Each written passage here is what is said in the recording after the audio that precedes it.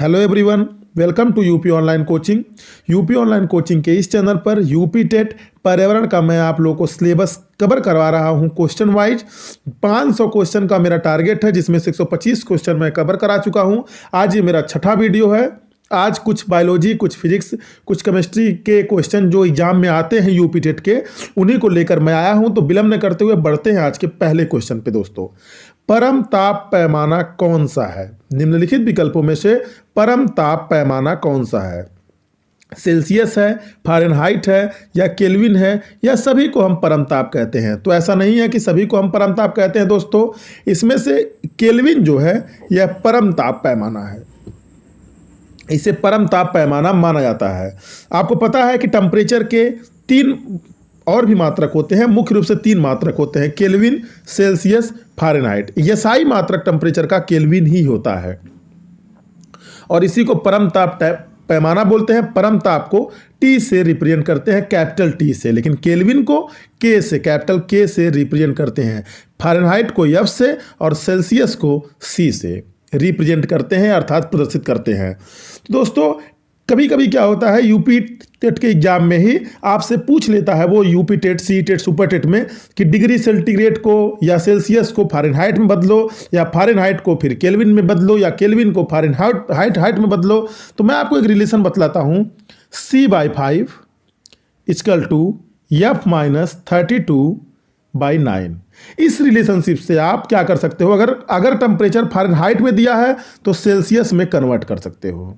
अगर temperature Celsius में दिया है, ऑप्शन फ़ारेनहाइट में है, तो फ़ारेनहाइट में आप कन्वर्ट कर सकते हो। अगर सेल्सियस टू फ़ारेनहाइट और फ़ारेनहाइट टू सेल्सियस का कन्वर्जन इस रिलेशनशिप से आप कर सकते हो। C/5 equal to F-32/9।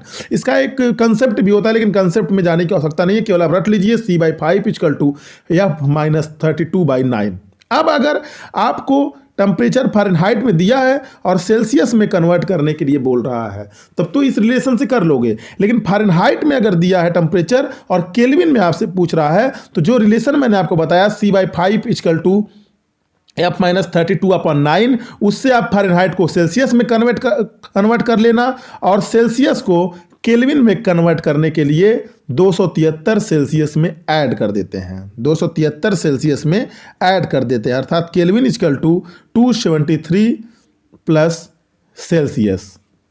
अगर टेम्परेचर सेल्सियस में डायरेक्ट दिया है, केल्विन में पूछ रहा है, तब तो कर लेंगे। लेकिन अगर फ़ारेनहाइट में दिया है, केल्विन में पूछ रहा है, तो आप क्या करना, फ़ारेनहाइट से उसे सेल्सियस में कर लेना, और सेल्सियस से केल्विन में करने के लिए K equal to 273 plus Celsius. K equal to 273 plus Celsius. उम्मीद करता हूं आपको समझ में आ गया होगा। अगर कोई कंफ्यूजन होगा, एक रिलेशन होता है जिससे तीनों को एक दूसरे में कर सकते हैं, अलग अलग रिलेशन है, लेकिन मुझे जो बेस्ट लगा वही मैं आपके समक्ष लेकर आया हूं। दूसरा क्वेश्चन है, ध्वनि या ध्वनि प्रदूषण मापा जाता है किसमें? विकल्प है फान में, डेसी में, डेसीबेल में। देखिए, ध्वनि या जो ध्वनि का साउंड का मात्रक होता है वो बेल होता है, बेल होता है दोस्तों। इसकी तीव्रता का जो मात्रक होता है बेल होता है, लेकिन चूंकि SI यूनिट इसका डेसीबेल होता है। जैसे मीटर, डेसीमीटर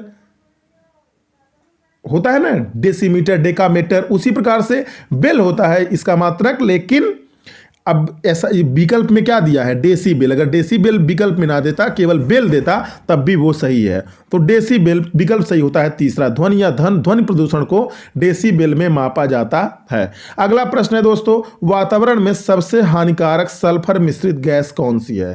तो दोस्तों, वातावरण में सबसे हानिकारक सल्फर मिश्रित गैस, ये देखिए, एक तो S है, SF6 है, S2S है, SO2 है, लेकिन सल्फर मिश्रित गैस सबसे हानिकारक वातावरण में SO2 है। अम्ल वर्षा भी सबसे ज़्यादा SO2 के कारण होता है, सल्फर डाइऑक्साइड कारण होता है। ये पिछले वीडियो में मैं आपको बतला चुका हूँ। नाइट्रस ऑक्साइड और सल्फर डाइऑक्साइड सबसे ज़्यादा इनका योगदान होता है एसिड रेन में, लेकिन अगर दोनों विकल्प में है तो सल्फर डाइऑक्साइड का एसिड रेन में नाइट्रस ऑक्साइड से भी ज़्यादा होता है। तो वातावरण में सबसे हानिकारक सल्फर मिश्रित गैस सल्फर डाइऑक्साइड है, विकल्प सही है चौथा। बढ़ते हैं आज के चौथे प्रश्न पर, और इस सीरीज के क्वेश्चन नंबर 129 पर। भूकंप मापा जाता है किस पैमाने पर? बोफोर्ट पैमाने पर, डेसीबेल में, न्यूटन में, या रिक्टर में? तो दोस्तों मैं आपको बताऊं, इसका विकल्प सही है चौथा, ये तीनों विकल्प गलत है। रिक्टर पैमाने पर इसे मापा जाता है। तो तथा रिक्टर पैमाना एक यंत्र में लगा होता है जिसका नाम होता है सिस्मोग्राफ। सिस्मोग्राफ, सिस्मोग्राफ दोस्तों एक यंत्र होता है, उसमें रिक्टर पैमाना लगा होता है, उसी रिक्टर पैमाने पर हम भूकंप को मापते हैं। बढ़ते हैं अगले क्वेश्चन पर। धातुमय प्रस्तर किसे कहा जाता है? धातुमय प्रस्तर, इसमें विकल्प सही है दोस्तों चौथा, अयस्क को कहता है धातुमय प्रस्तर। अब अयस्क क्या होता है? देखिए दोस्तों, अयस्क भी एक प्रकार का खनिज है। अयस्क क्या है? एक प्रकार का खनिज है। अब खनिज क्या है? सामान्य भाषा में आप समझें, जो खनन से प्राप्त होते हैं उन्हें खनिज कहते हैं। जो खनन से प्राप्त होते हैं उन्हें खनिज कहते हैं। अयस्क भी खनिज है, धातु भी खनिज है। कैसे? थोड़ा सा इसको समझ लीजिए, ज़्यादा डिटेल में जाने की आवश्यकता नहीं है। अयस्क की इंग्लिश होती है ओर, ओ या आर ई। अयस्क ऐसे खनिज पदार्थों को कहा जाता है, ऐसे खनिज पदार्थों को अयस्क कहा जाता है जिनसे धातु की प्राप्ति की जाती है। मीन्स खनिज पदार्थों से, ऐसे खनिज पदार्थों को अयस्क कहा जाता है जिनसे धातु की प्राप्ति की जा सकती है। मीन्स सारे खनिज अयस्क नहीं होते हैं, क्योंकि सारे खनिजों से धातु की प्राप्ति नहीं होती है, लेकिन जिन खनिजों से धातु की प्राप्ति होती है उन्हीं खनिज को हम अयस्क बोल देते हैं। क्लियर? मतलब अयस्क और खनिज एक ही चीज है, बस ऐसे खनिज को हम अयस्क बोल देंगे जिनसे धातु का निष्कर्षण किया जा सकता है। केवल वे खनिज ही अयस्क कहलाते हैं जिनसे धातुएं प्राप्त हो सकती हैं या होती हैं। जिन खनिजों से धातुएं प्राप्त नहीं होती हैं उन्हें अयस्क नहीं, केवल खनिज बोल देते हैं। क्लियर? बढ़ते हैं अगले प्रश्न पर। शुष्क बर्फ किसका ठोस रूप है? शुष्क बर्फ किसका ठोस रूप है? यह क्वेश्चन काफी बार एग्जाम में आता है। ऑक्सीजन का नहीं, नाइट्रोजन का नहीं, अमोनिया का नहीं। अमोनिया का फार्मूला क्या होता है? NH3 अमोनिया का फार्मूला होता है, मतलब केमिकल फार्मूला होता है। कार्बन डाइऑक्साइड का ठोस रूप शुष्क बर्फ होता है। शुष्क मीन्स ड्राई, ड्राई जो स्नो होता है, शुष्क बर्फ होता है। किसका ठोस रूप है? तो कार्बन डाइऑक्साइड एक गैस है, आपको पता है, उसी को जब ठोस रूप में हम देखते हैं तो वो बर्फ के रूप में हमें दिखाई देता है। कार्बन डाइऑक्साइड का ठोस रूप बर्फ होता है, ये समझ लीजिए आप। बढ़ते हैं अगले प्रश्न पर। झूम खेती होती है कहां पर? झूम खेती क्या होती है? आपको पता होगा, नहीं पता है थोड़ा सा मैं बतलाता हूं। झूम खेती ऐसी खेती को कहते हैं जो झूम करके होती है। झूम के मतलब हिल हिल के नहीं, झूम के मतलब प्लेस टू प्लेस चेंज करते रहते हैं, सीजन टू सीजन। जैसे जंगल को काटा, वहां पे खेती किया, उसे फिर जला दिया, फिर दूसरी जगह जंगल को काटा, मीन्स चेंज करते रहते हैं। ये सबसे ज्यादा मेघालय में होती है दोस्तों। कहां पे?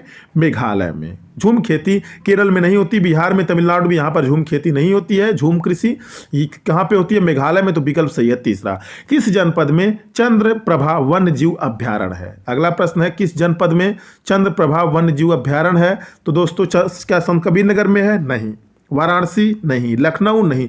चंदौली जनपद में, जनपद मीन्स डिस्ट्रिक्ट, चंदौली जनपद में चंद्रप्रभा वन्यजीव अभ्यारण्य है। वन्यजीव अभ्यारण्य क्या होते हैं, इसके बारे में अगर जानना है तो हमारे चैनल के प्लेलिस्ट में जाइए। प्लेलिस्ट है स्टैटिक जीके बाय ER मान सिंह। तो उसमें एक वन्यजीव अभ्यारण्य पर एक स्पेशल वीडियो है, शुरू के 5-10 मिनट आप सुन लेंगे तो आपको वन्यजीव अभ्यारण्य क्या होता है वो समझ में आ जाएगा। मैं आपको थोड़ा सा बतला दे रहा हूं। वन्यजीव अभ्यारण्य एक मेथड है वाइल्ड लाइफ को कंजर्व करने का। वाइल्ड लाइफ की कंजर्व करने के दो मेथड होते हैं, एक इन सिटू, एक एक्स सिटू, स्वस्थाने, अपस्थाने। तो स्वस्थाने में ये biosphere reserve, national park, wild life sanctuary, और वाइल्ड लाइफ सेंचुरी को ही हम हिंदी में वन्यजीव अभ्यारण्य कहते हैं। ये मेथड होते हैं और हॉट स्पॉट। और अपस्थाने जो मेथड है वाइल्ड लाइफ को कंजर्व करने का, यानी संरक्षण देने का, जंगली जानवरों को संरक्षण देने का, जंगली जीवन को संरक्षण देने का। अपस्थाने मेथड में आपका आता है चिड़ियाघर हो गया, जैसे उनके स्थान से हटा करके किसी आर्टिफिशियल प्लेस पे हम रख देते हैं, उसे अपस्थाने कहते हैं। बढ़ते हैं अगले प्रश्न पर। सिल्वीकल्चर, क्वेश्चन नंबर 9 है आज का। सिल्वीकल्चर किससे संबंधित है? दोस्तों सिल्वीकल्चर संबंधित है वन से, सिल्क से नहीं, ध्यान दीजिएगा। किससे संबंधित है? वन से। अब सिल्वीकल्चर होता क्या है? Study of forestry is called silviculture. Silviculture, SIL VI, Silvi culture. अब सिल्क के अध्ययन को क्या कहते हैं दोस्तों, यह भी यही जान लीजिए, सेरी कल्चर। सेरी कल्चर, सिल्क के अध्ययन को सेरी कल्चर कहते हैं। फूल के अध्ययन को एंथोलॉजी कहते हैं। फूलों के अध्ययन को एंथोलॉजी कहते हैं, ANTHOLOGY। और फल के अध्ययन को पोमोलॉजी कहते हैं, पोमोलॉजी कहते हैं फल के अध्ययन को। चारों विकल्प क्लियर हो गया आपको। सिल्वी कल्चर वन से संबंधित है, सेरी कल्चर सिल्क से संबंधित है। जो भी विकल्प में है वो सब आप लिख लीजिएगा कॉपी पेन लेके, क्योंकि कुछ भी आपसे एग्जाम में पूछ सकता है। मैंने क्वेश्चन को इसी प्रकार डिजाइन ही किया है कि जितने भी ये कल्चर हैं बायोलॉजी से संबंधित, वो आप सारे यहीं पर क्वेश्चन के फॉर्म में कवर हो जाए। कुछ मैं क्वेश्चन में डायरेक्ट मैंने लिख दिया है और कुछ को मैंने विकल्प में डाल दिया है, ताकि विकल्प में भी मैं आपको बतलाता जाऊंगा। ऐसा नहीं है जो केवल क्वेश्चन है वही इंपॉर्टेंट है, जो सिल्क वाला है ये भी इंपॉर्टेंट है, फल वाला भी इंपॉर्टेंट है, फूल वाला भी इंपॉर्टेंट है। ओलेरी कल्चर संबंधित है। अगला प्रश्न है, ओलेरी कल्चर किससे संबंधित है दोस्तों? ओलेरी कल्चर संबंधित है सब्जी से। अब परागकण से क्या संबंधित है? तो परागकण से संबंधित है पालिनोलॉजी। PALYNOLOGY,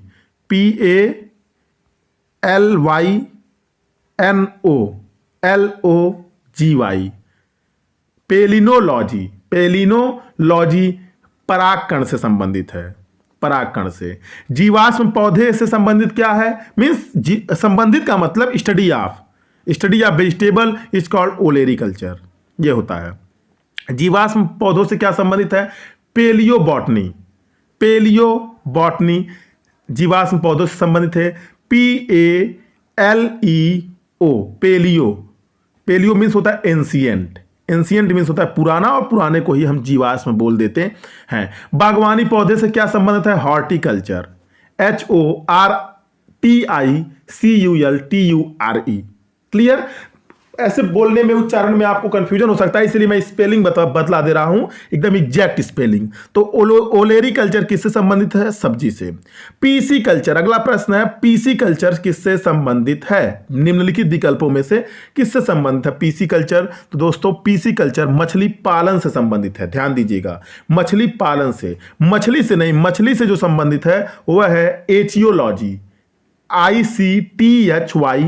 ICTHYOLOGY, मछली से संबंधित है। सर्प से क्या संबंधित है? तो सर्प से दोस्तों संबंधित है सर्पेंटोलॉजी, सर्प से संबंधित है, सर्पेंटोलॉजी। कीट से क्या संबंधित है? यानी कीट के अध्ययन को हम क्या कहते हैं? एंटोमोलॉजी, ENTOMOLOGY, एंटोमोलॉजी कीट से संबंधित है। बढ़ते हैं अगले प्रश्न पर, हर्पेटोलॉजी किससे संबंधित है? तो हर्पेटोलॉजी दोस्तों उभयचर से भी संबंधित है और सरीसृप से भी संबंधित है, यानी एम्फीबियन से भी संबंधित है और रेप्टाइल से भी संबंधित है। तो विकल्प सही है चौथा, पहला और दूसरा दोनों। अब बर्ड से क्या संबंधित है? बर्ड से संबंधित है दोस्तों ऑर्निथोलॉजी, ओर्निथोलॉजी।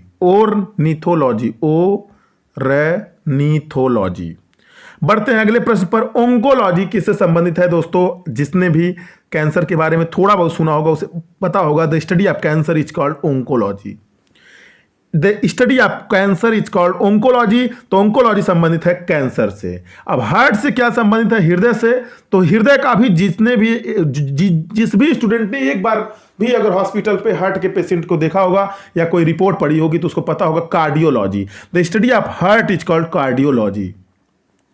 कोशिका से क्या संबंधित है दोस्तों? कोशिका संबंधित है साइटोलॉजी,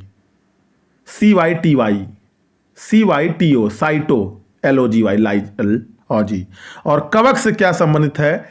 कवक को अंग्रेजी में एल्गी कहते हैं, फंजाई कहते हैं। एल्गी को तो हम शैवाल कहते हैं, कवक को इंग्लिश में फंजाई कहते हैं। और study of fungi is called mycology, MYCOLOGY, mycology, study of fungi को बोलते हैं माइकोलॉजी। तो कवक से संबंधित है माइकोलॉजी। लाइकेन क्या है? तो देखिए दोस्तों, एल्गी प्लस फंजाई। आपने लाइकेन का नाम सुना होगा, तो ये समझिए एल्गी और फंजाई का जो सहसंबंध होता है उसी को लाइकेन कहते हैं। लाइकेन किसका सूचक है? पिछले वीडियो में आपको बतला चुका हूं, लाइकेन सूचक है दोस्तों वायु प्रदूषण का।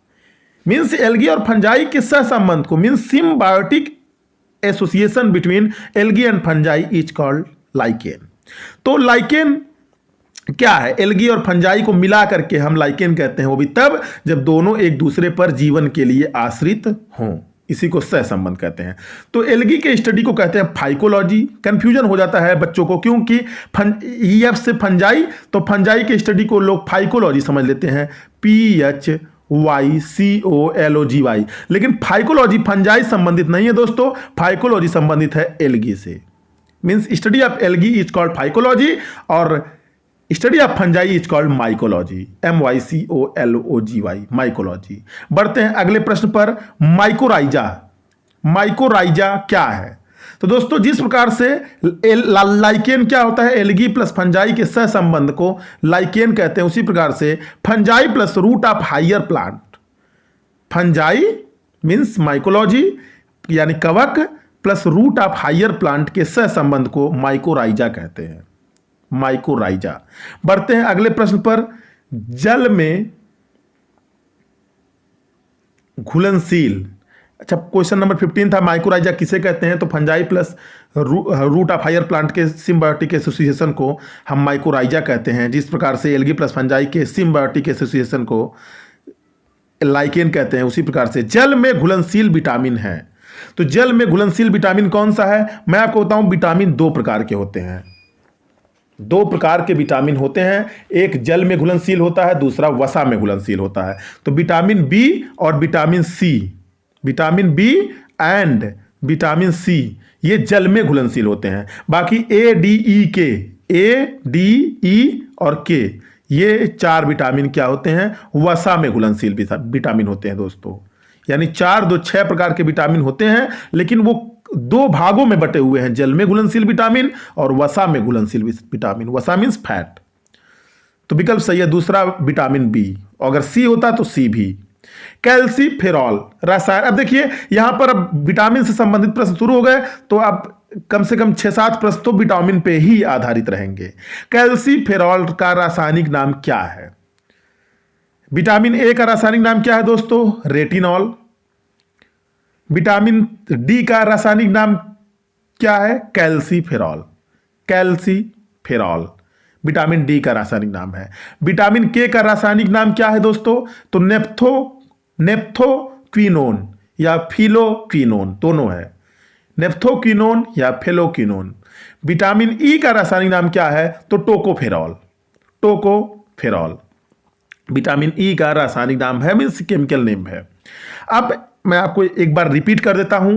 विटामिन ए का रासायनिक नाम होता है रेटिनॉल, विटामिन सी का रासायनिक नाम होता है एस्कॉर्बिक एसिड, विटामिन डी का रासायनिक नाम होता है कैल्सीफेरॉल, विटामिन ई का रासायनिक नाम होता है टोकोफेरॉल और विटामिन के का रासायनिक नाम होता है नेफ्थोक्विनोन या फिलोक्विनोन। बढ़ते हैं अगले प्रश्न पर। टोकोफेरॉल किसका रासायनिक नाम है?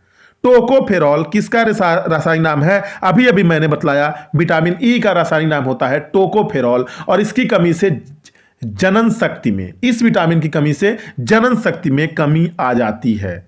विटामिन के का रासायनिक नाम है नेफ्थोक्विनोन और विटामिन के की कमी से अगर आपके शरीर में कमी है तो चोट लगने पर रक्त का थक्का जल्दी नहीं बनेगा। जितनी कमी होगी, जिस मात्रा में, जिस अमाउंट में कमी होगी वही होगा।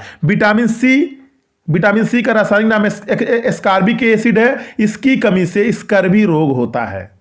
विटामिन बी में बी को बी कॉम्प्लेक्स बोलते हैं, क्योंकि विटामिन बी में B1 B2 B3 B5 B6 B7 B9 B12 आदि विटामिन आते हैं। विटामिन बी की चर्चा मैं अभी अलग से कर दूंगा। तो टोकोफेरॉल किसका रासायनिक नाम है? विटामिन ई का। स्कॉर्बिक एसिड इसका रासायनिक नाम है विटामिन सी का, स्कर्वी रोग इसकी कमी से होता है। वंशानुगत रोग नहीं है, निम्नलिखित में से वंशानुगत रोग कौन सा नहीं है? पहले तो ये जानिए वंशानुगत रोग है कौन कौन सा। तो वर्णांधता और हीमोफेलिया दोनों वंशानुगत रोग है, दोनों वंशानुगत रोग है। बेरी बेरी वंशानुगत रोग नहीं है। अब एक प्रश्न और आता है वर्णांधता और हीमोफीलिया से संबंधित दोस्तों।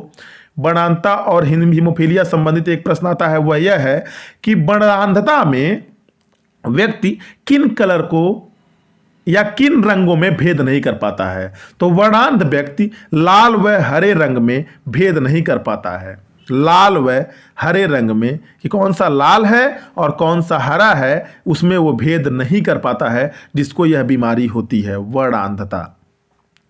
हीमोफीलिया हीमोफीलिया और ये वर्णांधता होती क्यों है? इसे प्रोटीन दोष या डैक्टोनिज्म कहते हैं। वर्णांधता को प्रोटीन दोष या डैक्टोनिज्म कहते हैं। अब हीमोफीलिया पे आते हैं। हीमोफीलिया रोगियों में कुछ प्रोटीन के कारण खून का थक्का नहीं बनता है। हीमोफीलिया के जो रोगी होते हैं उनमें कुछ खून के कारण रोग का थक्का नहीं बनता है। चोट लगने पर इसे रक्तस्रावण रोग कहते हैं। महारानी विक्टोरिया को सबसे पहले हुआ था। हीमोफीलिया मीन्स हीमोग्लोबिन, ब्लड में हीमोग्लोबिन पाया जाता है और इसीलिए हीमोफीलिया मीन्स उससे डर, यानी कि उसकी जो एक्टिविटी होती है वो प्रॉपर तरीके से परफॉर्म नहीं करती है ब्लड की, तो रक्त का थक्का नहीं बनता है। महारानी विक्टोरिया जो इंग्लैंड की महारानी थी, उनको सबसे पहले यह रोग हुआ था। अब सूखा रोग किस विटामिन की कमी से होता है दोस्तों? सूखा रोग किस विटामिन की कमी से होता है? सूखा रोग, तो सूखा रोग को हम रिकेटस कहते हैं। सूखा रोग या रिकेटस किस विटामिन की कमी से होता है? तो दोस्तों यह विटामिन डी की कमी से होता है। विटामिन डी का रासायनिक नाम अभी मैंने आपको बताया कैल्सीफेरॉल होता है। ध्यान दीजिएगा, लेकिन यह सूखा रोग केवल बच्चों में होता है। विटामिन डी की कमी से बच्चों में जो रोग होता है वो रिकेटस होता है या सूखा रोग होता है। वयस्कों में विटामिन डी की कमी से जो रोग होता है उसे बोलते हैं ऑस्ट्रियोमलेशिया। और कैल्सीफेरॉल यानी विटामिन डी के अधिक उत्सर्जन से टिटैनी रोग भी हो जाता है। ये तो रही बात विटामिन डी की। अब विटामिन ई की कमी से कौन सा रोग होता है? जनन शक्ति में कमी। आई रिपीट, जनन शक्ति में कमी आ जाती है। टोकोफेरॉल इसका रासायनिक नाम होता है विटामिन ई का। विटामिन के का रासायनिक नाम होता है नेफ्थोकिनोन। चोट लगने पर रक्त का थक्का नहीं बनता है जल्दी। अब बचा विटामिन बी, तो विटामिन बी में बहुत सारे आते हैं, तो विटामिन बी को मैं अभी अलग से आपको मैं बतला रहा हूं। विटामिन ए का फुल फॉर्म है यानी रासायनिक नाम है रेटिनॉल, और इसकी कमी से रतौंधी, जिल्द की सूजन, थैलेमिया, ड्राई आइज, ये सब चीजें हो जाती हैं। सूखी आंख हो जाती है, डर्मेटिक्स हो जाता है, जिल्द की सूजन हो जाती है। रतौंधी फेमस है जो एग्जाम में आता है। रतौंधी रोग किस विटामिन की कमी से होता है? तो विटामिन ए। स्कर्वी रोग किस की विटामिन की कमी से होता है? तो विटामिन सी। सूखा रोग किस विटामिन की कमी से होता है? तो विटामिन डी। जनन शक्ति में कमी किस विटामिन की कमी से होती है? तो विटामिन ई। और चोट लगने पर रक्त का थक्का किस विटामिन की कमी कारण नहीं बनता है? तो विटामिन के। बढ़ते हैं अगले प्रश्न पर।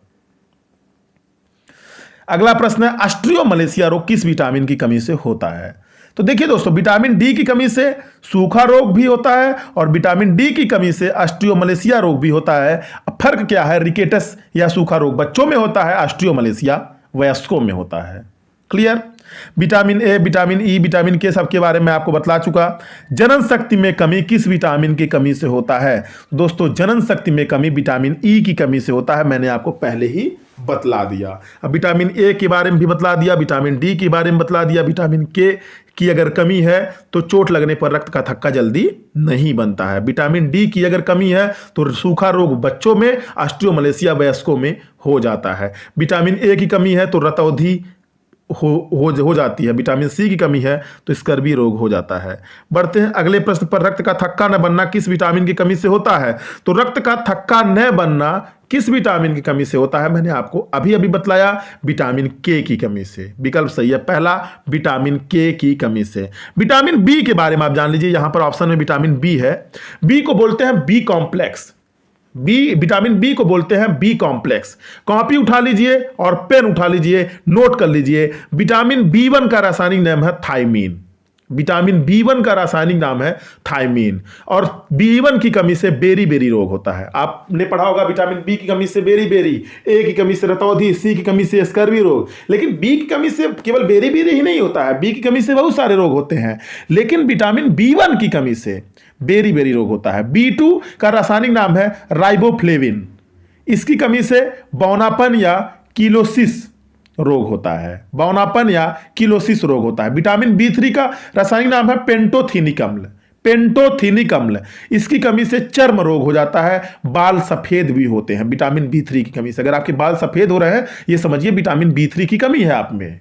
अब केवल विटामिन बी नहीं बोल सकते हैं, क्योंकि बी कुछ है ही नहीं। B1, बी2, B3, B5. अब बी5 होता है दोस्तों अगला। तो बी5 की कमी से, बी5 का पहले रासायनिक नाम जानिए, इसे बोलते हैं नियासिन। रासायनिक नाम है विटामिन बी5 का नियासिन। इसकी कमी से एक रोग होता है, उसे बोलते हैं पेलाग्रा रोग। पेलाग्रा रोग।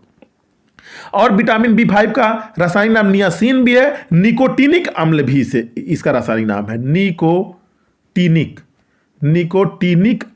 निकोटिनिक अम्ल भी इसका रासायनिक नाम है। विटामिन बी6 है पायरिडॉक्सिन इसका रासायनिक नाम है। इसकी कमी से रक्त छीड़ता, जिसे अनीमिया बोलते हैं, एनीमिया यानी खून की कमी, रक्ताल्पता रोग हो जाता है। भारत में 80% महिलाओं में अनीमिया रोग पाया जाता है, या 80% महिलाएं अनीमिया से ही पीड़ित हैं। विटामिन बी7 या BH भी से बोलते हैं, इसका रासायनिक नाम है बायोटीन। विटामिन बी7 का रासायनिक नाम है बायोटीन। इसकी कमी से कौन सा रोग होता है? तो इसकी कमी से होता है चर्म रोग, बालों का झड़ना। विटामिन बी9 की कमी से का रासायनिक नाम फोलिक एसिड है। इसकी कमी से भी रक्त छीड़ता होती है। रक्त छीड़ता मीन्स अनीमिया, रक्त की कमी। विटामिन बी12 की कमी से साइनोकोबालेमिन इसका रासायनिक नाम है, और इसकी कमी से भी रक्त छीड़ता होता है, रक्त छीड़ता। एक ट्रिक मैं आपको बतलाता हूं दोस्तों, ये बी के सारे रटने के लिए। रेडी था राइबो।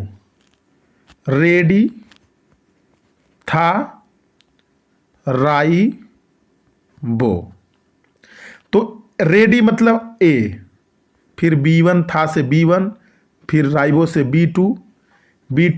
तो देखिए ए मतलब रेडी, रेटिनॉल। विटामिन ए का नाम क्या है? रेटिनॉल। विटामिन बी1 का रेडी था से थाइमीन। विटामिन बी2 का रासायनिक नाम क्या है? राइबोफ्लेविन। रेडी था राइबोफ्लेविन। अब रेडी था राइबो के बाद पाया नया पायजामा। तो मैंने क्या बताया?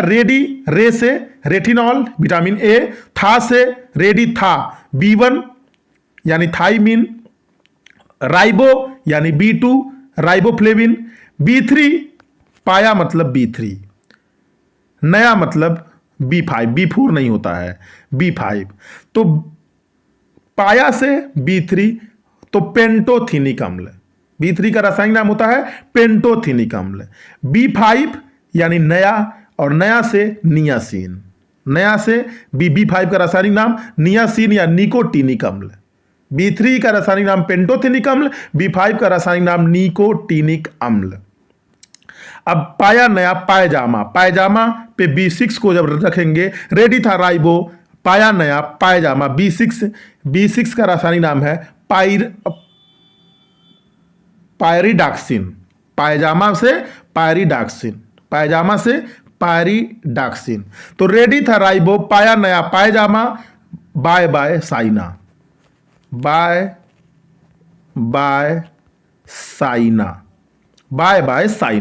तो बाय से बी7, फिर बाय से बी9,